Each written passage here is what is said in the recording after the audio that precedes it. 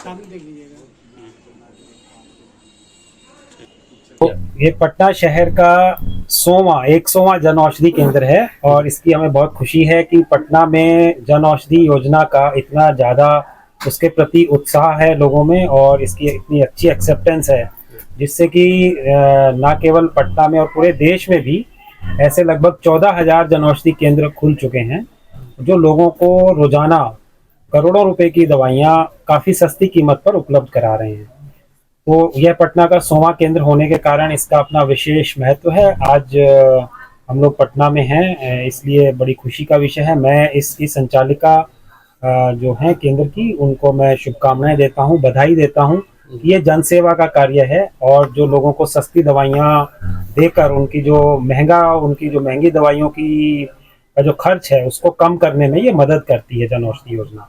और इसमें एक वाइड रेंज ऑफ प्रोडक्ट्स हैं, जैसा आप देख सकते हैं दुकान में कि यहाँ पर करीब 1400 प्रकार की दवाइयाँ उपलब्ध हैं और जैसी जैसी जिस क्षेत्र में जो जरूरत होती है दवाइयों की वो हम इनको उपलब्ध कराते हैं।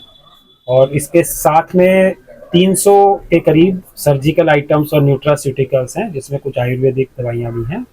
बट मोस्टली सभी अंग्रेजी दवाइयाँ या इंग्लिश मेडिसिन जो जिसको बोलते हैं, जो किसी भी केमिस्ट के यहाँ मिलती हैं, वो जन औषधि की दुकान पे ले सकते हैं, जिससे 50 से 90% तक की बचत होती है। सर, जब सस्ता का बात आता है, सर जब क्वालिटीज का बात आ जाता है, तो इसके ऊपर सरकार कितना अवेयरनेस फैला रही है कि क्वालिटीज में कोई डिफरेंस ना हो? तो क्वालिटी के दो पक्ष हैं। आपने कहा कि क्वालिटी एक तो अच्छी होनी चाहिए और दूसरा उसके बारे में अवेयरनेस। तो मैं क्वालिटी के बारे में बताऊंगा कि सभी दवाइयाँ जो जन औषधि के सिस्टम में आती है वो WHO GMP सर्टिफाइड कंपनी से ही खरीदी जाती हैं। उनसे खरीदने के बाद उनकी रीचेकिंग होती है, सभी को NABL एक्रेडिटेड लैब्स में उनकी पुनः जांच होने के पश्चात उसको स्टैंडर्ड क्वालिटी का पाया जाने के बाद ही ये जन औषधि केंद्रों पर भेजी जाती हैं।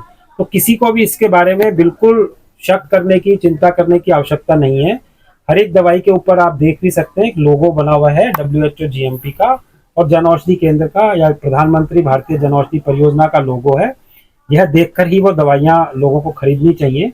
और जो इसके ऊपर फिक्स MRP है, जो कि काफ़ी कम है, यदि आप किसी भी दवाई को देखेंगे वो बाजार की तुलना में उसका 50 से 90% कम होने के कारण से ये लोगों को काफ़ी किफ़ायती दर पे मिलता है। दूसरी बात अवेयरनेस की है। हम इसका रेगुलर जो मीडिया के डिफरेंट माध्यम हैं, चाहे सोशल मीडिया हो, चाहे रेडियो पब्लिसिटी हो, चाहे होर्डिंग्स के माध्यम से हो, इस योजना का प्रचार प्रसार करते रहते हैं और योजना के साथ में यह भी उनको विश्वास दिलाते हैं कि ये सभी दवाइयाँ उच्च क्वालिटी से बनी हुई हैं, एक पूरी प्रक्रिया के थ्रू ये आती हैं। तो लोगों को इसको अधिक से अधिक उपयोग में लाना चाहिए। सर, देखा जाता है, एक न्यूज देख रहे थे, एक दवाई के अंदर में होता है ना, तो कांटी घुसा हुआ था। इसमें भी शिकायत आ रही है दवाइयों में।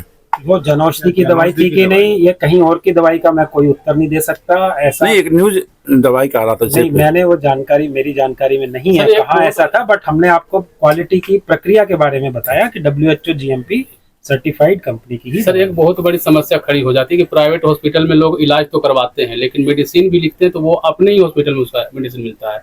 तो वो कमी कैसे दूर होगा कस्टमर को कि दूसरे जगह नहीं मिल पाता? क्या ये जन औषधि में मिल पाएगा?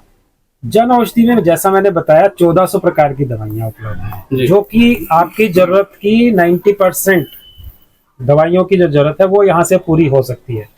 100% का मैं दावा नहीं कर सकता, लेकिन 90% यदि लोगों को दवाइयाँ यहाँ जो वैरायटी है वो उपलब्ध हो जाए तो उनकी काफी बचत हो सकती है। एक बार अवश्य लोग यहाँ यदि पता कर लें, जो भी उनके पास आसपास में जन औषधि केंद्र है, उसका एक जन औषधि सुगम ऐप भी है या गूगल पे भी चेक कर सकते हैं। उसमें जन औषधि केंद्र की लोकेशन और उसका कौन सी दवाइयाँ उपलब्ध हैं और उनका क्या कंपैरिजन है ब्रांडेड दवाइयों से, वो आप चेक कर सकते हैं और उसके आधार पर आप अपनी दवाइयों की आवश्यकता को पूरा कर सकते हैं।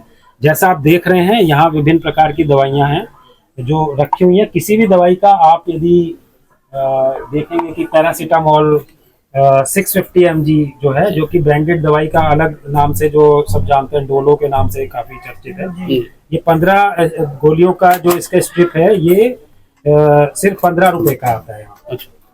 तो इस प्रकार किसी भी दवाई का आप इनका क्वालिटी देख सकते हैं आप इसका, और इसके ऊपर सभी के ऊपर ये लोगो आप देख सकते हैं। ये NABL टेस्टेड है, ये प्रधानमंत्री भारतीय जन औषधि परियोजना का ओरिजिनल की ही पहचान है। हाँ, ये पहचान है। कंपोजिशन की बात करें तो सर कंपोजिशन क्या अलग रहती है या जैसे जो कंपोजिशन प्राइवेट कंपनी जो प्रोवाइड करती है सेम कंपोजिशन मिलती तो ये केमिकल्स हैं, सभी दवाइयाँ केमिकल्स के ऊपर आधारित हैं। इन दवाइयों के ऊपर जो ये नाम होता है यही इनका केमिकल कंपोजिशन है। जो ब्रांडेड दवाइयाँ हैं उस पे भी यही कंपोजिशन लिखा होता है, उसको आप चेक कर सकते हैं। कोई दवाई एक सिंगल केमिकल से बनती है, कुछ में मल्टीपल कंपाउंड्स होते हैं, एक से ज्यादा कंपाउंड होते हैं कॉम्बिनेशन में। तो वो सभी प्रकार की जो मार्केट में लोगों की आवश्यकता है उसको ध्यान में रखते हुए हमने ये दवाइयों को यहाँ पर उपलब्ध कराया है। सर आपसे कहा जाते हैं आप सर ये आपका कितना नंबर ये आउटलेट जो है ये खुला है सेवा में जुड़े हुए हैं सर?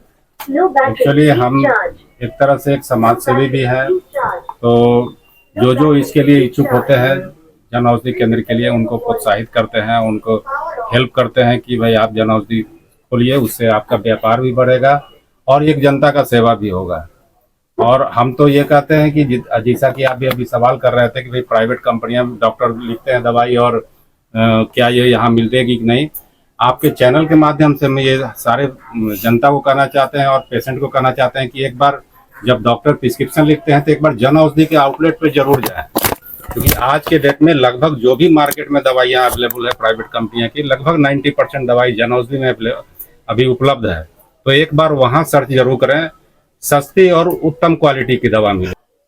महिलाओं के लिए ये सैनिटरी पैड है, 10 रुपए का 10 आता है, यानी 1 रुपए का ये, जो कि इससे सस्ता न बाजार में होगा और इससे सुगमता से अवेलेबल है हर जन औषधि केंद्र पे। वर्ल्ड का सबसे सस्ता। हाँ, कितने पीस रहता है इसमें? एक 10 रहता है और 10 रुपए दाम है इसका, यानी 1 रुपए का, 1 रुपए इसके ऊपर दाम भी है।